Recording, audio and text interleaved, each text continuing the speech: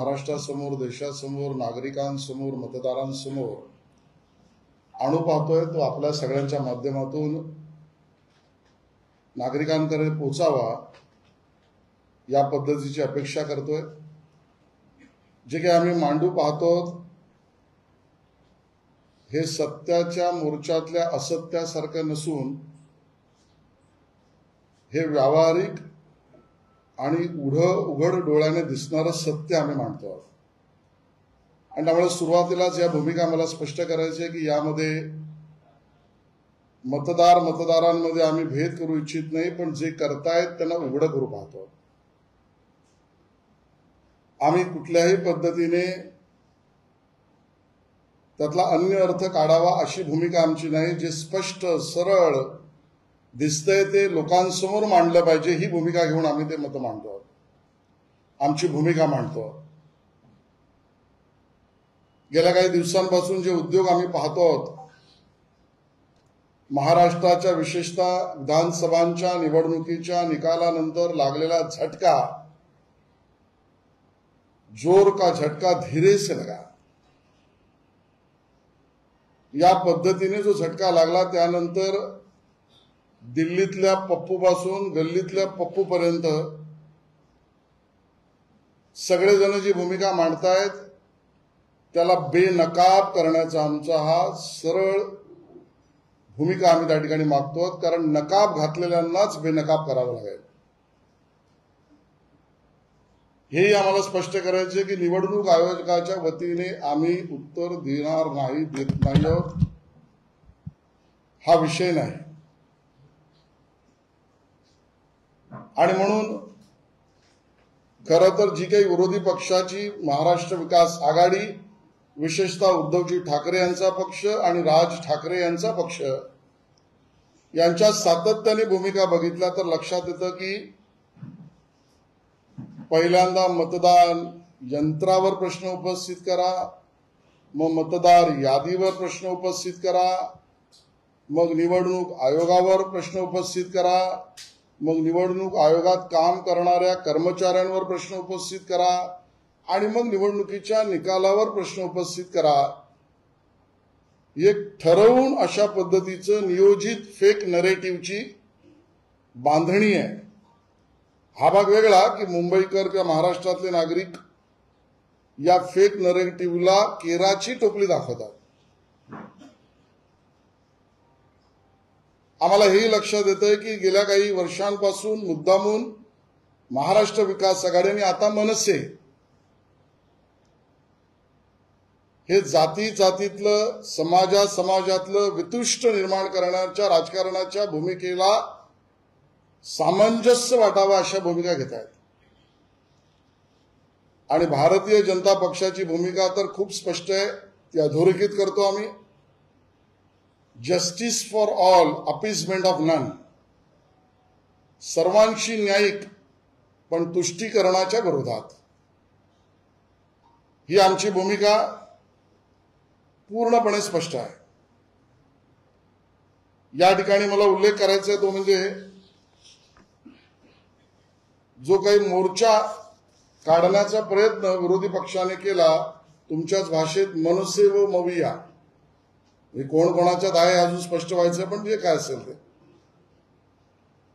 त्यामध्ये उद्धव ठाकरेजी असं म्हणाले, देवेंद्रजी तुम्ही महाविकास आघाडीने केलेल्या गडबडीची उदाहरणे दाखवाच, दूध का दूध पाणी का पाणी होऊ दे, हे विधान उद्धवजींचं।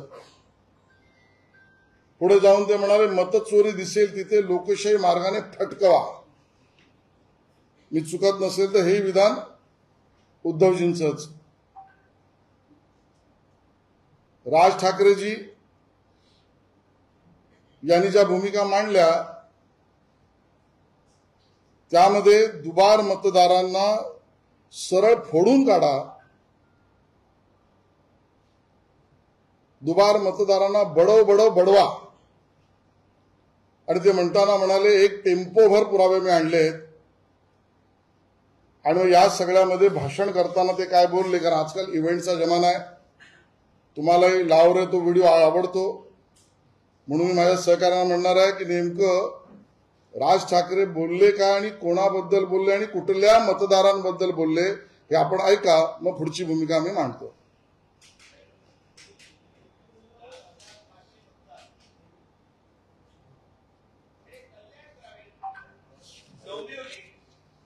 मुरबाड आणि भिवंडी मधले मतदार आहेत. या इकडच्या मतदारांनी इथल्या मुंबईच्या मलबार हिल मतदारसंघामध्ये देखील मतदान केलेलं आहे.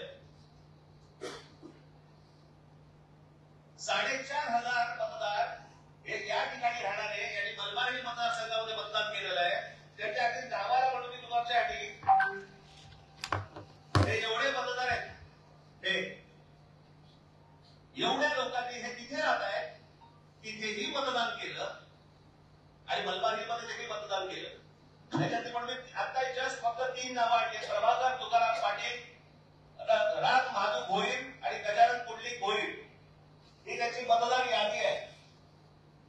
या मतदार यादीमध्ये त्यांनी त्या मतदारसंघामध्ये देखील मतदान केलेलं आहे आणि मलबार हिल मतदारसंघामध्ये देखील मतदान केलेलं आहे. असे लाखो लोक आहेत महाराष्ट्रभर की जे या मतदानासाठी म्हणून वापरले गेले. आपण ऐकलं असेल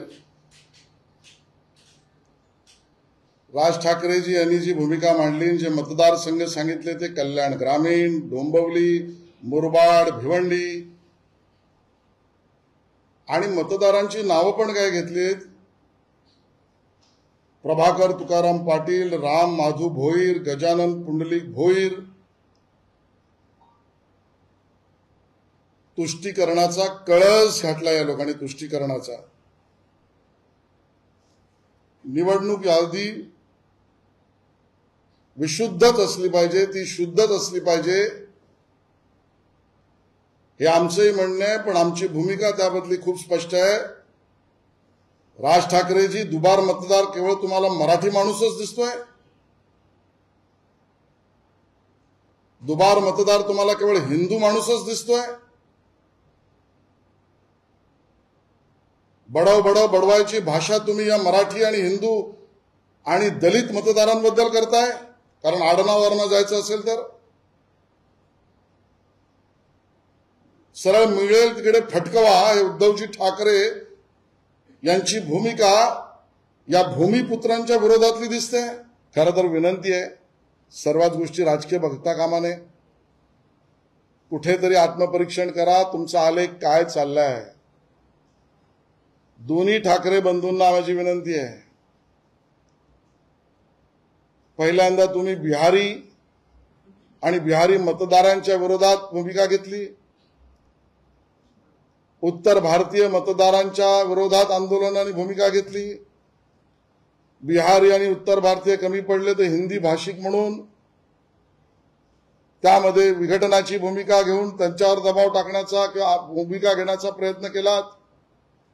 जैन मतदारांच्या विरोधात गेलात, गुजराती मतदारांच्या विरोधात आंदोलन केलं आणि आता मराठी.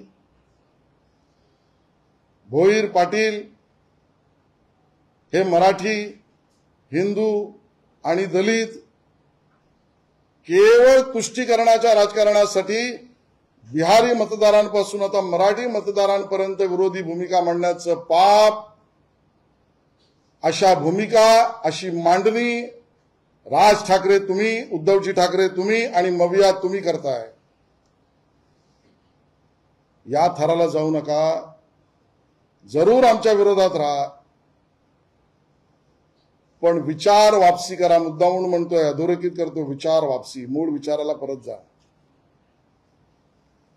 आणि मग आमचं म्हणणं आहे की हिंदू दुबार अशी मांडणी करून हिंदू मुस्लिम वेगळ्या भूमिकेचं बीज रोवू नका.